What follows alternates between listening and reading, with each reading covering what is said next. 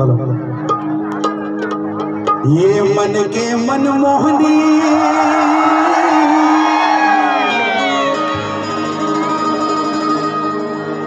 हमारे सनातन संस्कृति जागृता उत्सव समिति का आदेश हुआ है और हमारे चंद्रवंशी भैया जी का आदेश हुआ है, इसलिए मैं कुछ छत्तीसगढ़ी गीत प्रस्तुत कर रहा हूँ।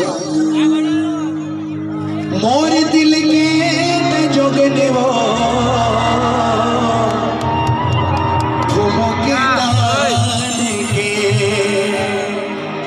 और ये जितने भी गीत हैं सब हमारे संस्कृति से जुड़े हुए हैं। पुराने लोगों ने, हमारे बुजुर्गों ने गाया है। मन के मनमोहनी, चाहे वो चना के दार राजा हो, तो ये हमारे संस्कृति से जुड़े गीत हैं।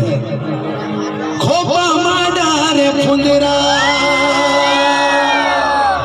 जिया वो जिया वो जिया वो।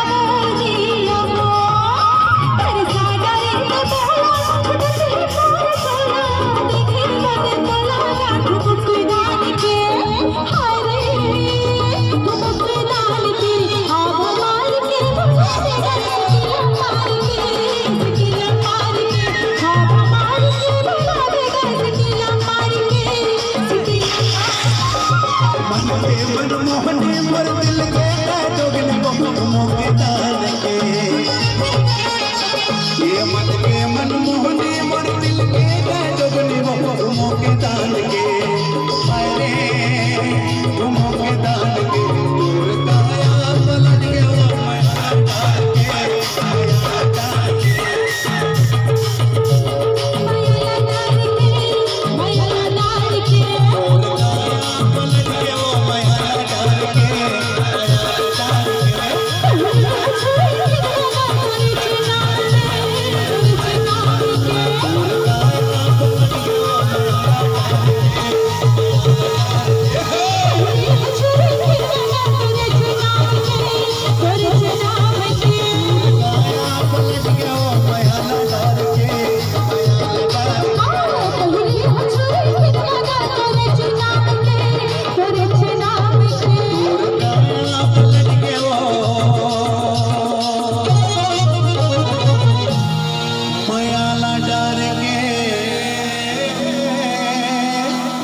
मैं आला डार के